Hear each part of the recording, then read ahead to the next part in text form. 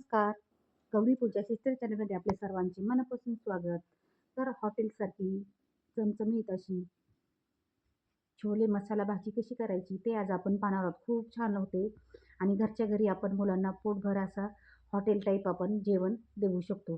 तर चला व्हिडिओला सुरुवात करूया. तर आता मसाला छोले बनवण्यासाठी इथे मी काय केलेलं आहे, पाऊण किलो असा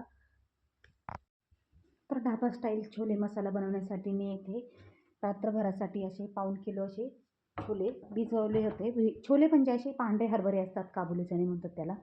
तर ते रात्रभरासाठी भिजवलेले आहेत आणि 2 ते 3 पाण्याने स्वच्छ धुतलेले आहे. अशा पद्धतीने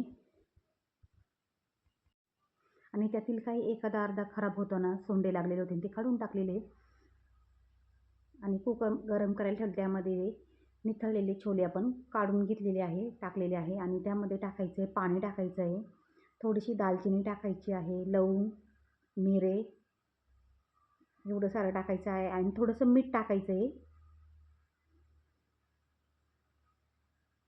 छोले बुडतील एवढं पाणी टाकायचं आहे. थोडंसं वरती 2 ते 3 बोटं असं ठेवायचं आहे आणि खडे मसाल्यामध्ये मी घेतलेले आहे, काळी वेलची घेतलेली आहे, दालचिनी घेतली, लवंग, मिरे घेतलेले आहे, 2 काळी वेलची घेतलेली आहे, 1.5 इंच असं दालचिनीचा तुकडा घेतलेला आहे, 5 ते 6 लवंग आणि 5 ते 6 मिरे आणि कुकरला 4 शिट्ट्या काढून घेतलेल्या आहे.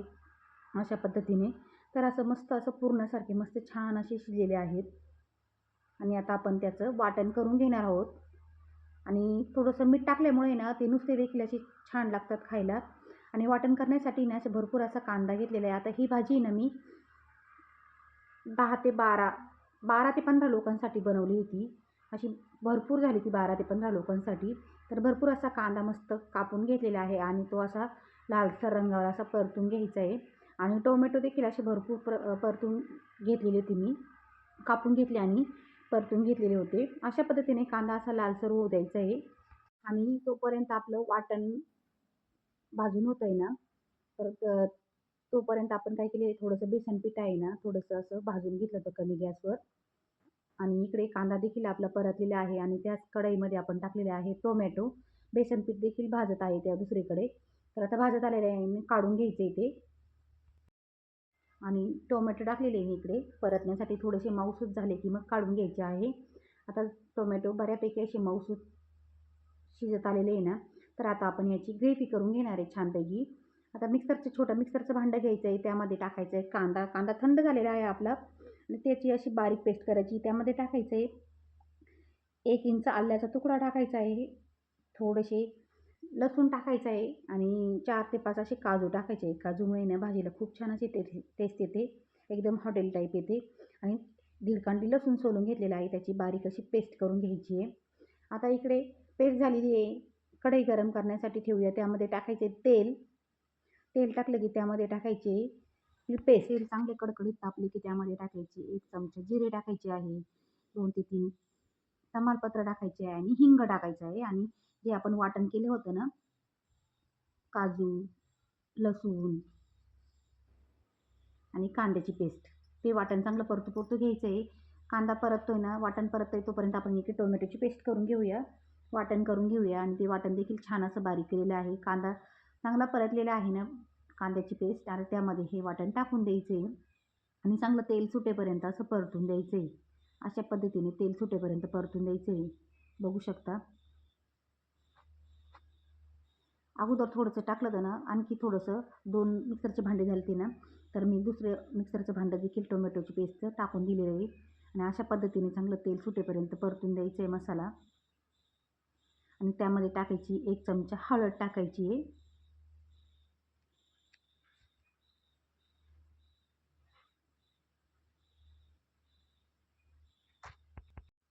लाल तिखट टाकायचं आहे, 1 मोठा चमचा असा धना पावडर टाकायची आहे आणि छोले मसाला होता ना 2 पॅकेट, तर तो टाकलेला आहे मी. ते 10 वाला होता छोले मसाला.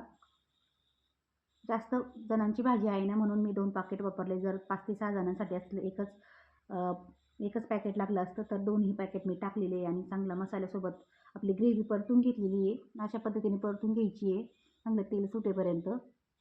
बघू शकता आणि वास देखील खूप छान असा सुटला होता या ग्रेव्हीचा आणि त्यामध्ये थोडंसं टाकायचे आमचूर पावडर टाकायची. खूप छान टेस्ट येते आमचूर पावडर टाकल्यानंतर. आणि परत एकदा मसाला परतून घेतल्यानंतर आपली जी छोले शिजलेले होते ना ते देखील टाकून द्यायचे. असे मस्त त्याने आपोआप दाटसरपणा येतो त्याने. आणि जर तुम्हाला जास्त जणांची जर करायची असेल ना तर त्यामध्ये हे छोले ना मिक्सरला बारीक फिरून थोडंसं पाणी टाकून जरी वाटण केलं तरी एकदम भाजीला दाटसरपणा येतो. आणि मी ते बेसन पीठ देखील भाजलेलं आहे, थोडीशी काजू देखील टाकलेले आहे ना. आता हे बेसन पीठ पाण्यामध्ये खालून घेतलेलं आहे आणि त्यामध्ये टाकून द्यायचं आहे. आणि आपल्याला जेवढं पाणी पाहिजे ना, म्हणजे जेवढा रस्सा पाहिजे ना तेवढं पाणी टाकायचं आहे भाजीला. आणि अशा पद्धतीने मिक्स करून घ्यायचं आहे. गरम पाणी टाकायचं आहे भाजीला. आता मी पाणी अजून टाकलेलं नाही आहे, फक्त मसाल्यासोबतच परतून घेतलेले छोले. आता गरम पाणी केलेलं आहे आणि ते मग यामध्ये टाकून देणार आहे आता मी. आणि पाणी टाकल्यानंतर मिक्स करून घेतल्यानंतर असं थोडंसं जेवढं आपल्याला चवीनुसार मीठ पाहिजे तेवढं मीठ टाकून घ्यायचं आहे. आणि छोले शिजवताना आपण मीठ टाकलं होतं ना, त्यामुळे बेतानेच मीठ टाकायचं आहे, नाही तर खारट होईल भाजी. अशा पद्धतीने मिक्स करून घ्यायचं आहे. खूप छान होते अशा पद्धतीने भाजी. आणि एक छोटी बारीक कमी गॅसवर 5-1 मिनिटात कमी गॅसवर मस्त आरामात अशी उकळी येते भाजीला. मीठ टाकल्यानंतर मिक्स करून द्यायचं आहे आणि मस्त उकळी घ्यायची आहे. जास्त शिजवायची नाही भाजी, कारण की ऑलरेडी आपले छोले ना शिजवलेले असतात एकदम मऊसूत पुरणासारखे. तर फक्त अशी उकळी घ्यायची आहे. उकळी आल्यानंतर त्यामध्ये टाकायची अशी थोडीशी कोथिंबीर मस्त.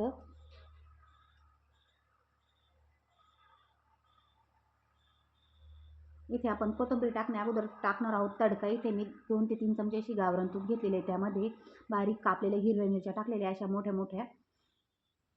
मिरच्या चांगल्या तळसल्या की त्यामध्ये टाकायची लाल मिरची पावडर टाकायची आहे. आणि हा तडका आहे ना आपल्या छोलेच्या भाजीमध्ये टाकून द्यायचं आहे. खूप छान लागते या पद्धतीने जर भाजी केली ना. आणि नंतर वरून थोडीशी कोथिंबीर टाकून द्यायची. खूप छान होते अशा पद्धतीने जर केली ना भाजी. नक्की करून बघा अशा पद्धतीने भाजी. व्हिडिओ जर आवडला असेल तर लाईक करा, कमेंट करा, शेअर करा. ही भाजी ना आपण भातासोबत खाऊ शकतो, फुलक्यांसोबत खाऊ शकतो, चपातीसोबत खाऊ शकतो. आणि अशा पद्धतीने केलेली भाजी मुलं डब्याने किंवा डब्याला आवडीने नेतील, किंवा आपल्या घरी जर पाहुणे येणार असतील तर आपण एकदम छानपैकी अशी भाजी करू शकतो. अशा पद्धतीने छोल्याची भाजी करून बघा. व्हिडिओ जर आवडला असेल तर लाईक करा, कमेंट करा, शेअर करा. आणि चॅनलवर जर का कोणी नवीन असेल तर चॅनलला सबस्क्राईब करायला विसरू नका. पुन्हा भेटूया अशा एका नवीन व्हिडिओमध्ये. तोपर्यंत स्वस्त राहा, मस्त राहा आणि आपली व्हिडिओ बघत राहा. व्हिडिओ पाहिल्याबद्दल धन्यवाद.